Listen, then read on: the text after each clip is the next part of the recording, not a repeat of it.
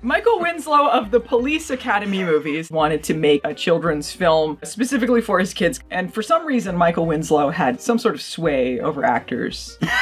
They got Kinney, Craig Ferguson. Oscar Isaac plays Detective Fartman. He doesn't Detective even fart. Holy Sababa! This is a movie born out of love, and I can't fault it.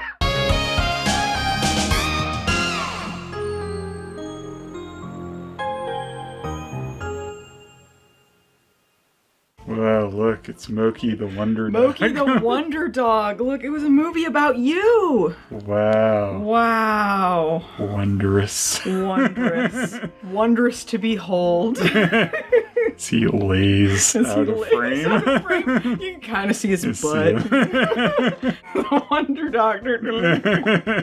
You know, until 2026, every dog was R-rated. Every dog was R-rated. The rest of the movie is all R's and PG-13s and everything else, and there's nothing for parents to take their children to it. Now we have Moki. Finally, a dog that's not cursing up the place. Finally, a dog for kids. Talking? You can hear me? I'm definitely hearing you. Jesus, Mary and Joseph. Lenny the Wonder Dog was a movie that came out in 2005. It was filled that large gap of no children's movies. There's no children's movies. Absolutely none.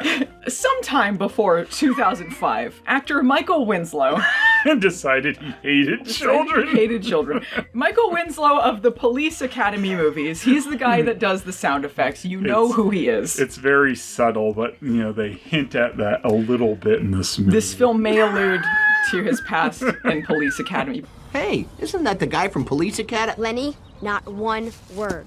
But Police Academy is not a child-friendly film, which is why they expect the children watching this to understand. Yes. I think you'll find the presentation very, very stimulating. Michael Winslow was like, there are no movies for children. Absolutely no movies kids can enjoy. Every once in a while, you get a Spy Kids or an Agent Cody Banks. Otherwise, 2005, hard R's. Yeah. Nothing but hard R's all the time. I looked around out there, and I noticed that with my children, there wasn't enough for them to see. I mean, there's the occasional good movie like your Spy Kids, and there's an occasional Cody Banks. If you're lucky, you get a couple of those every year. So, I will put forward my best effort and get it together and try to give everyone some alternatives and something to see. So he set out to make his own movie for kids that his children could enjoy, and but he did not succeed. To do that, he had to create a production company, Winslow Productions. This is their only production, as far as I know. And they created Lenny the Wonder Dog. All about a dog that is injected with a smart microchip. By Miles Dyson himself from Terminator 2. So we know that chip has Skynet in it. It's not every day you hear that you're responsible for Lenny the Wonder Dog. He took it pretty well. I feel like I'm gonna throw up. That's why he has all that information about everyone.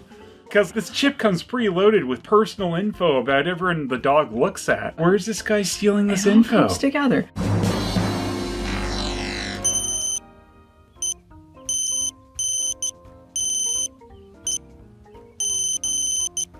Evil Dr. Wagner wants to steal the chip to control the world, but there is a little boy named Zach and a little girl named Becky who have teamed up with a cop played by Michael Winslow, and they are gonna thwart him. And for some reason, Michael Winslow had some sort of sway over actors because they got a lot of people in this. He called in some favors. He called in some favors. He had some dirt on some people because, I don't know, he got 2 people from the Drew Carey Show in on this in 2004, and they were still pretty big names at that point. I mean, Craig Ferguson still is, but Craig Ferguson plays the villain in this. They got Kinney as the news reporter. They got one scene of the 2 of them together. They got one scene of the 2 of them together where they clearly just told them to improv because they had them. So they just say nonsense for a while. Mm-hmm. Did you have a special skill? Yes, I did. I used to juggle things. I used to like to take cats and hamsters and occasionally an eagle. That might have been the majority of Kinney's bits too, where she's just talking about like all sandwich or cookies were stolen and she stuff just like made that. it up. In a related story, the stolen cookies have been found in the basement of Principal Waters' home. Half the cookies are missing and presumed eaten. Yeah, it's possible it was just improv on her part, except for the parts that were plot important. But they have her fill in a lot of gaps. And that's just like, what do we do? I don't know, cut to her on the TV. Well, when they do her the wood interview- panel news from the 70s. When they do the interview with her and Craig Ferguson, they awkwardly cut from that to another news report where she's wearing a different outfit because that's when the actual plot stuff happens. Mm-hmm. Strange. No continuity. Who else did they have that was well known in this? They had the guy who played the scientist. Andy Richter. Andy Richter plays Lenny the Wonder Dog. He was not well known at the time, but very funny. Oscar Isaac plays Detective Fartman. Mm-hmm. I think it has something to do with the doc's dog, sir. I think this has something to do with the Fartman, shut up! Truly, the crown in his the jewel in his crown. What do you call it? Crown jewel. The jewel in his crown of his resume. I guess that's just the way the crumbles cookie. I mean, what are we gonna do with these, Act Dylan? He's all somehow Michael Winslow's returned. Detective Fartman. There's no reason for him to be named He doesn't Detective even Fartman. fart. No, if anything, the chief should be called Detective Fartman because when he's introduced, then Michael Winslow makes a fart noise at him and starts doing the little... Now, ladies and gentlemen, Chief of Police. Give it up for Officer John Wyndham, kids! I bet Oscar Isaac thinks of this often. He does make fun of it sometimes. Oh, does he? Yeah, apparently he talks about it. He's like, yeah, I was just barely out of acting school when I was Detective Fartman. I don't know where Fartman comes from. I don't know why I was Fartman, but he's Fartman. Which 4 movies do you think you are known for on IMDb? I'm gonna go with Lenny the Wonder Dog. No? No. Oh. You know, he made the most of this role. I did enjoy the Harley and Fartman scenes. There was a recurring clown in them. Yeah, there's some clown killers. There's a background plot. It's like in The Office where they have the strangler plot happening in the background. Strangler. Yeah, there's some sort of clown killings happening. Yeah. Cheers. That's not funny. Clown. You're a moron. You know who doesn't talk about this movie? Andy Richter. Because he doesn't want Conan to know. Conan, please. You'll punish me. But I did Lenny the Wonder Dog. Andy! You better not attend Lenny the Wonder Dog! No, Conan. I would never. Back in the day, I would have taken you out with my... Hey, whoa, relax yourself, Terminator. What the? Did you know? So Michael Winslow, I mean, the interviews for this movie are very funny because he talks about the fact he wanted to make a children's film specifically for his kids because he wasn't satisfied with the content that was coming out except for things like Agent Cody Banks. And knowing that Agent Cody Banks was somewhat of an inspiration for this makes a lot of sense because Agent Cody Banks was also unreasonably horny for a children's film. They have the premature ejaculation Capri Sun joke. What the hell? What the hell What is going on? I'm not unconvinced that the singer was not named Angie after Angie Harmon as well. Oh. That's just my guess. Why after her? Because she was in Agent Cody Banks. Oh. Remember all the Hot in Her Right. jokes? It's so funny. Every time she entered a room, they played Hot in Her, and then all the prepubescent boys had boners over her. Yeah, they had to cut cool, the song before Take Off All Your Clothes. Yeah, even though they weren't wearing a lot of clothes in that first scene. Maybe we should be reviewing Agent Cody Banks. Give it what is coming. I really hate it. I think a lot of the strange tone of this film also could be explained by realizing that this was written and directed by 2 Israeli guys that seem to be trying to make this somewhat of a fusion of their culture with America. They are talking about how they wanted to make sure it's very funny in the interviews. It's a kids movie. It has to be so funny. Everything should be funny. Even like random people should be funny. We decided that if we're going to make a kids movie, it has to be funny. We believe that every comedy should have every character in the movie. If it's the guy in the cash register, or the guy pumping the gas, or anybody, has to be funny. They injected humor into every scene. Yeah. It was appreciated, seen, heard. Yeah. 2 of the villains are called Hanky and Panky. Come on. Hanky and Panky. Here's Hanky and Panky. ridiculous. It's such a good joke. They're identical twins, but then one of them's so tall, his head's always cut off. That's funny. It's funny. Funny. Just like the, oh man, they do multiple Scooby-Doo chase sequences in here. You feel the children being patronized with every frame. They had them all mugging at one point, Yeah, right they were at doing the the camera. Scooby-Doo chase, doing the mugging. There's one point where Craig Ferguson starts talking to the camera, then a hand slaps him, which is apparently, I guess, us, the audience, slapping him. I guess. He does address us, like he says, like, hey, I can't take these guys seriously. That's funny. Did you get the dog? No. How could I take these people seriously? How many of these bad kids movies have we watched where there's an interview basically like that? Like, all the kids movies are crap. I'm gonna make a good one, and they didn't. It was much worse. Apparently they came up with some weird fusion expression, which is mostly just known from this movie. Holy Sababa! Holy Sababa! Holy Sababa! Holy Sababa! Holy Sababa! Holy Sababa! This is said quite a bit in this movie. This is not something that American children say. No, it's not but something that it's Israeli like people say, constantly really. they say this in unison, like this is something everyone says. Yeah. Apparently, like, Sababa's a phrase they'll use in Hebrew, but not holy Sababa. Yeah, holy Sababa is not a thing, but apparently it is a thing to everyone in this universe. But there seem to be a lot of things that are just done and accepted in this universe. This is kind of like their own thing, right? Like, this is not our world. It's perhaps a parallel dimension. Sliders. Yeah, it's like close to our world, but not. A world where boys walk around in question mark shirts, people randomly go into Spanish soap operas. La gente crece, Zach. Yo crecí. Mentira, mentira, mentira. Santa Maria. Es la verdad. Because that's funny. Opera music plays over cops. They dropped that part way through. Yeah, they seem to get bored with that gag and move on to some other things.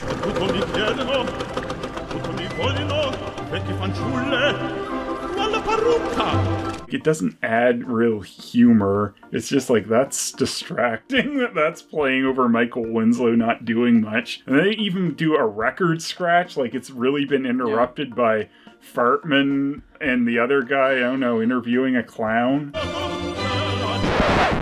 1 black, 2 half and half. Sweet. Okay, chop, double chop, let's go. Michael Winslow's character is really getting big dogged by Fartman. They're trying. Yeah, they're trying.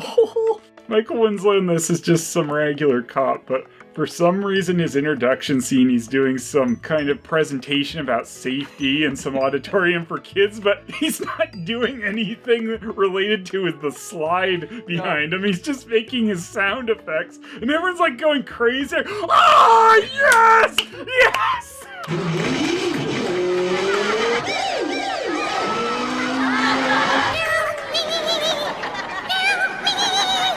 I love it! Like they're setting themselves on fire. Ah, yeah! This is the greatest thing of my life! It's that TV funhouse where they say the catchphrases. Yay! I'm Joe Piscopo. Once an audience likes a catchphrase, it doesn't always accept a new one. I'm from Jersey. Hello, everybody. I'm Joe Piscopo. I don't know what was happening in this presentation because he finishes this safety presentation to the school and then he goes backstage and then there's a singing parrot and they're like, what is going on? Why is that the follow-up to that? Ladies and gentlemen, Ginger, the opera parrot. But what about the dog? Right. Don't worry about that. I've put Fartman and Harley on that. He's trying to become a detective, but he's not taken seriously by the people on the force. So he goes to investigate these disappearances in town, which tie into the scientist that put the chip inside Lenny the Wonder Dog. And he takes some paw prints because he realizes a dog must have opened this window. They call him Ace Ventura Pet Detective. All of the policemen laugh at him, including Fartman. Hey, look who it is. Ace Ventura. Make any good collars lately, or were they leashes? It's truly the most humiliating. He's ready to die after that. Yeah, he's ready to die. He's like, take me now. Yeah. He sees the kids. They're shadowed by the sun. He apparently thinks it's the angel of death, and he's like, I'm ready. Take me now. I'm ready. Razzle sent us. He apparently quit the force, went to the park, laid down, and went, "Kill me now, God." Yeah. He didn't change any of that by the end of the movie either, because he goes, "Take me now," and then he rides off on a motorcycle without a helmet. It's been a good run. Like, remember my safety thing? Neither do I, because I didn't give you any information. Bye, kids.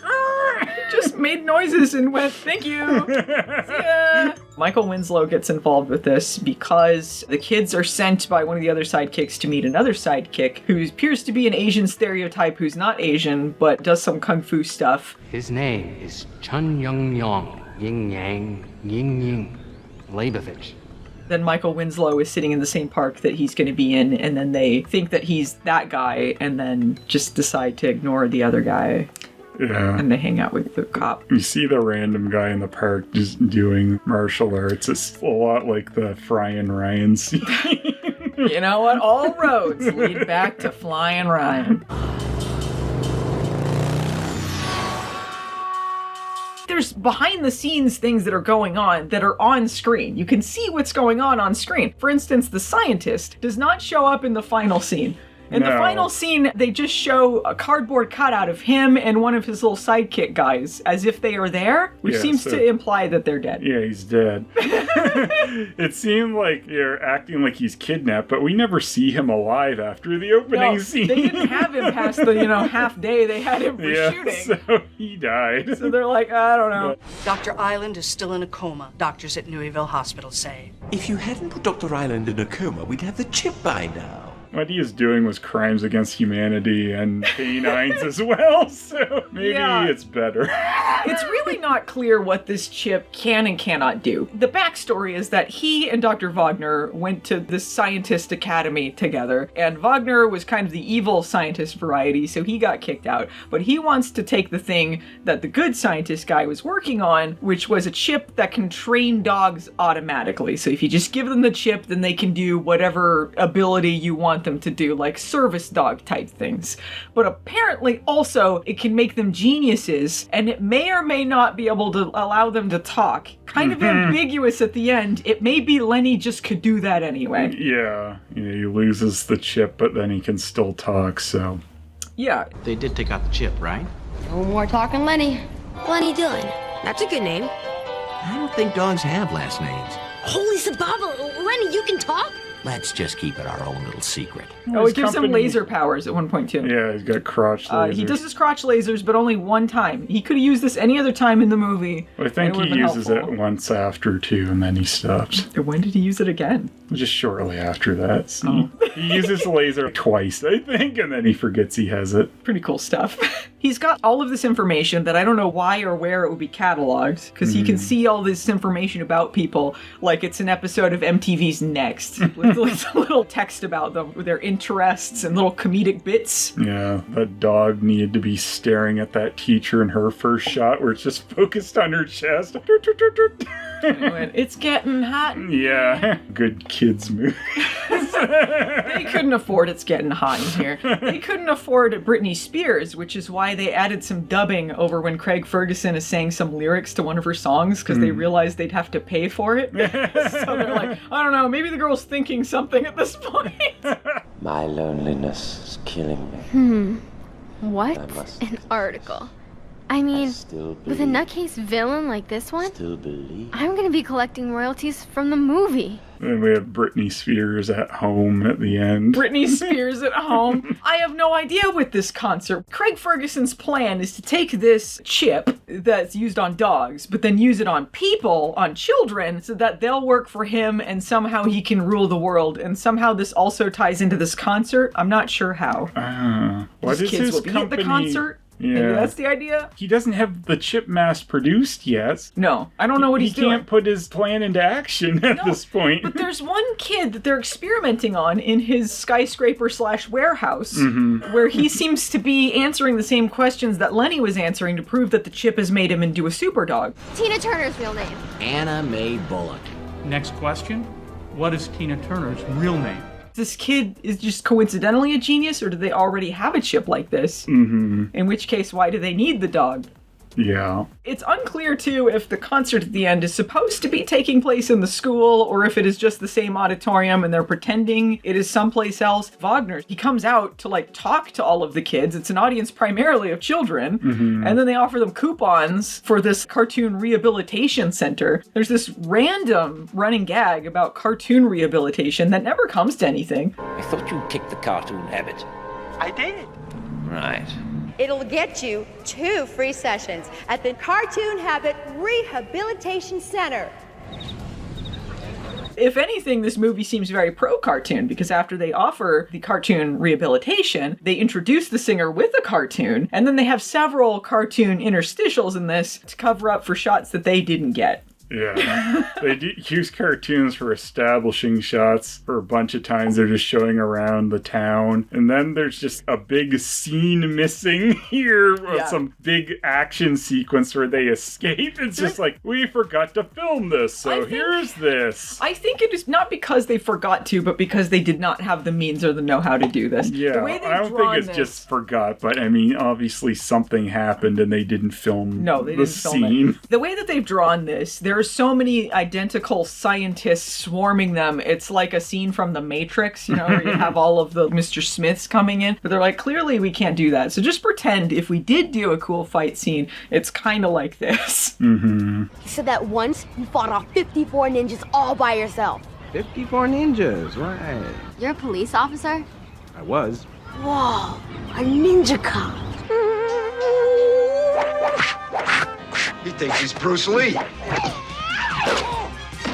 One of the few real establishing shots, shows some skyscraper building and they show the top of it, implying that's where Craig Ferguson is, but then he's in some dingy warehouse. They clearly have one warehouse they can film in. They also use it for the shack that the scientist's sidekick friend is working in, and they make a joke about how it's much larger on the inside, like it's a TARDIS, but clearly this is just because that's where they had to shoot, and they had to explain why it looked massive compared to where they were supposed to be. Just incredible stuff. The sound is also very good in there. Yes, very. He mentioned a fellow scientist named Dr. Wagner, who started to play around with some of the experiments. I don't know how long they had Craig Ferguson to film for. Clearly he was mostly shooting in this warehouse, except for the very end. They have him walking around barefoot in this warehouse they couldn't forever. afford to give him shoes.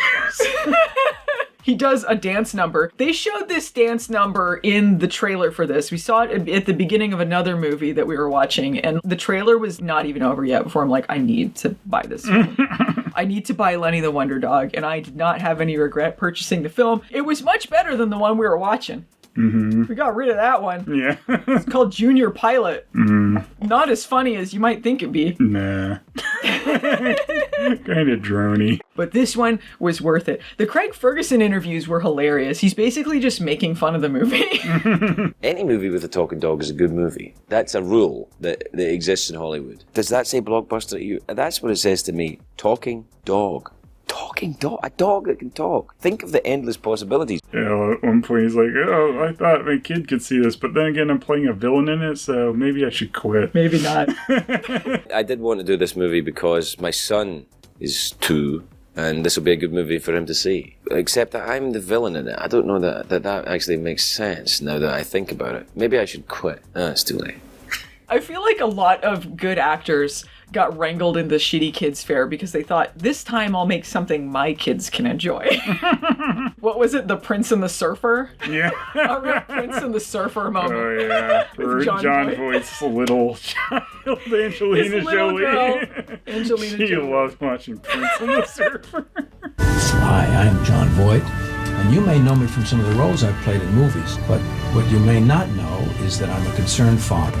I know how important it is to give our children good view materials. I like, too, him making fun of the fact his character was supposed to be from Louisville, apparently, but he just has his normal accent. Well, British accent. I guess he's not using his normal accent. Evil British accent. He comes from Louisville, which is a town in America, but he speaks like this because he went to college. They were probably like, can you do an American accent? He's like, no, I can do British. And they're like, cool, as long as it's not your regular accent. You're that. They're like, can you do the accent you do on Drew Carey? Can you be Drew Carey, please? Yeah. Can you be Mr. Wick? Can you be Mr. Wick? Can you be evil Mr. Wick? And he's like, yes, I can. Yes, I thought Mr. Wick was already evil. After I resigned from Dr. Island's team at the Pavlov, He fired you. You say potato, I say potato. Potato. Tomato! Tomato. Let's call the whole thing off. Shut up! Sorry. It is kind of funny how little Lenny kind of factors into a lot of this movie. I mean, he does move the plot along. He does some stuff near the end, but it feels like a lot of things are the other characters doing stuff while the dog is nearby. Mm-hmm. Considering he's a talking super genius dog, you would think he would probably factor in a little more, but... Yeah. He's kind of off in his own world a lot. Sometimes he's talking at them and they don't hear him because it's all voiceover and they added it later. Well, sometimes he's supposed to be talking to them and they don't react. He's like, hey guys, let's go. And then they're standing there not reacting. Guys, I think we should get going. Zach! Oh, okay. Well, canonically, it seems like he is hiding some stuff from them because if they knew his true thoughts, they would put him to sleep. Yeah, this dirty dog, I guess. Why can't dogs just talk? Hey kid, if you heard some of my new thoughts, you'd have me put to sleep. This dog is horrible. Andy, I saw you in Lenny the Wonder Dog! You were disgusting! Worse than that wiener dog. Now, why are you bringing up the wiener dog from Morton? Because that dog says some horrible things, just like, Lenny. That's for all those people who've seen the Norm show. Okay, wiener dog, got a surprise for you. It's your old friend, Fifi. Make my passionate love to me! Oh, sorry, I referenced the Norm show. It is a random TV funhouse. I just didn't understand the connection other than a dog. Well, Norm Macdonald liked voicing dogs in terrible kids' fare, so... Yeah. This is no vampire dog. Do you want some food? Is that what you need? Jelly? What did you just say? Strawberry jelly would be fine. Really, any red jelly. Oh, great. But they defeat the villain via getting him on the loudspeaker. Zach gets to be an exclamation point this time. The little girl, Becky, she publishes this story in the newspaper where he's shrugging because he's the town hero. Everyone applauds. They also kiss on stage after they save the day from Craig Ferguson, and then everyone applauds at the back row standing O for this. Like, this is a lot of jubilation for some two kids kissing that none of these people know. Yeah! I don't get the context of this! We just went to a concert and then there was audio about some guy trying to take over the world because kids are dumb or something? So he's gonna shove chips in every kid's head, which probably was never even that close to happening ever. But I don't know. But how close was he ever to doing this? He didn't even have the prototype. Was he wearing shoes by the time he got to the concert, or was he doing this raw dog the whole time? No. A lot of questions. Why was Kathy Kinney's character in this? It seemed like they were creating a bigger backstory for her simply because Kathy Kinney was also in the Drew Carey show, but there was no narrative reason for this news anchor to be doing as much as she was doing. There's like one bit where she finishes a story and then is like getting a personal call and like, you're still on the air. Be right back after these messages. Hello? Kathy. No, Mom. Still live. Get off the phone. Gotta go, Mom. I love you. Bye-bye. Because everything's got to be funny. They're like, how do we insert a joke into this scene? How do I get a joke in here? All the kids are having an emotional moment talking about why they drifted apart as friends. Well, what if they said this like they were on a Spanish soap opera? What if we made the children say all of their lines in Spanish? Yeah, that's great because they added black bars to it on this non-anamorphic DVD, so it's already black bars around the whole thing. It's like, even smaller! Oh, gee, I hope they can make it even smaller than that. Yeah, a lot of weird technical things. We had to watch the whole thing like shrunken down. There was also a weird part during that first sound effect demonstration, whatever the fuck Michael Winslow was doing. The police chief comes up and starts talking to them, and for some reason this whole thing is in front of a green screen. Their stage is a green screen, and then a sign language interpreter is there in the corner, digitally added just for part of the scene. Who is seeing this? Why is this happening? Yeah, like, this doesn't seem to be even televised. It just seems to be some kind of school assembly. Yeah. So it's like, yeah, no one's seeing that. It was confusing that it was only part of the whole speech. Yeah, he finishes up and it's not there anymore. Yeah. I'm sure the sign language interpreter was really like, interpreting Michael Winslow's sound effects over there. She was just saying, yeah, that's what she was doing. All the deaf kids in the audience. Like, yeah, we get it. God damn it, stop that! You think Michael Winslow's kids saw this and they're like, good job, they're Dad. Like, Dad. It's just like Spy Kids. It's just like Cutting Banks. Dad. You want to do the sound effects more? Dad. I like they referenced Police Academy directly. Yeah, isn't that the guy from Police Academy? Hey, isn't that the guy from Police Academy? Lenny, not one word. You want to ride before Batman? Take me now! Capri Sun. Kids be horny, am I right?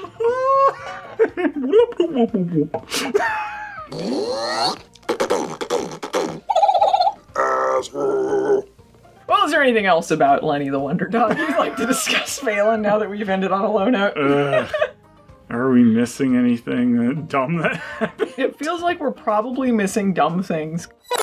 Hi, it's Matthew here with a dumb thing that Allison forgot, but she wanted to say, so that's why I'm here. So the film does a Charlie Brown thing with the parents. They're completely off-screen characters, but they want to do this thing where Zach has to sneak Lenny the Wonder Dog past the parents because the mum is allergic, because that's a cliche in kids' films. Zach, is that you? I'm making your favorite, schnitzel. Thanks, I love you. All right. But that's not the weird part. You see, the movie doesn't want the parents to be characters because they would get in the way of the plot, so they need to get rid of them, so they just decide to go off on holiday. And I don't just mean Zach's parents, Becky's parents as well. The two sets of parents go on holiday together and leave their children behind. Listen, Zach and ladies and gentlemen, this is important. We're going on vacation for a couple of days with Becky's parents. Your uncle, that clown, he'll be staying with you. Achoo! Zach, are you ready? Your parents are on vacation with my parents. And they do this while the town is under a spate of child abductions that turns out to have been Hanky and Panky stealing kids for Dr. Wagner to experiment on. I know Catherine O'Hara, R.I.P., left her kid home alone, but at least she gave a shit. It's not like she said, here, fend for yourselves, don't get kidnapped. This is just insane. This is preposterous. This is ridiculous. I'm not kidding. This makes me angry. Oh, God. It was like every square inch of footage had to be dumb. So much. So much dumb. But it's enjoyable dumb. I'll say this. If you find a copy of Lenny the Wonder Dog, it's worth picking up. I'd recommend it. As long as you're ready to run. As long as you're ready for Holy Sababa. You know what? The reason we have so many non-hard R movies these days is because Lenny the Wonder Dog walked so they could run. It's true. It really changed the landscape of cinema. You wouldn't have all of these great films. You wouldn't have your K-pop demon hunters. You wouldn't have Lenny the Wonder Dog. Kids couldn't watch anything until Michael Winslow paved the way. Story by Michael Winslow. He didn't quite iron out what that chip was supposed to do, but it's all right. That's why you see, like, on Sesame Street, it says based on Lenny the Wonder Dog by Michael Winslow. Sesame Street did exist prior to 2005. I think not. It was going into hard R, and then they realized. They pulled back. This needs to be based more on Lenny the Wonder Dog. I love, too, they do this big speech at the concert at the end about how kids can pave their own way. They're not that dumb. They're really smart. Maybe people have given up on children. But listen to this, Dr. Wagner.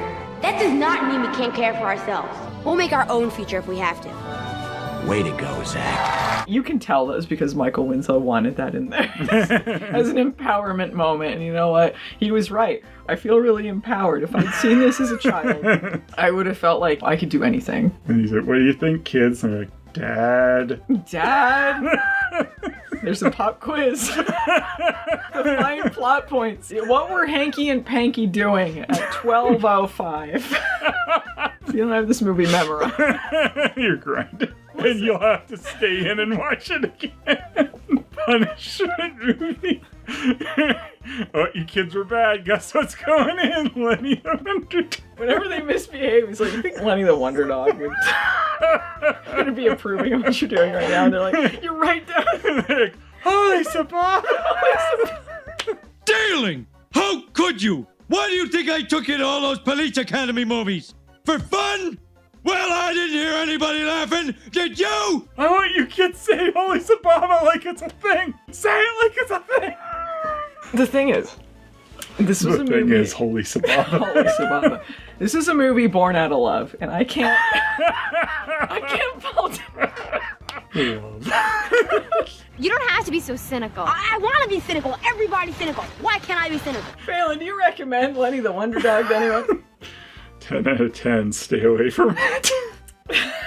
The movie delivers in every conceivable way, on every imaginable level. This movie is a PhD level course in getting it exactly right.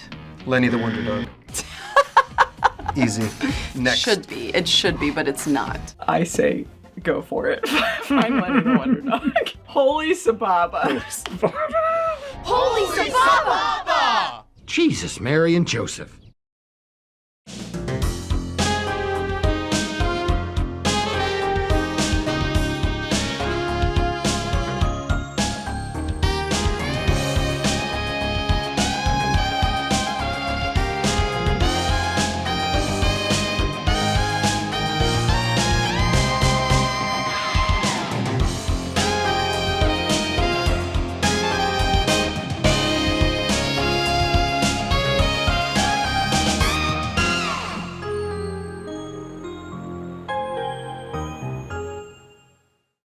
Holy Sababa.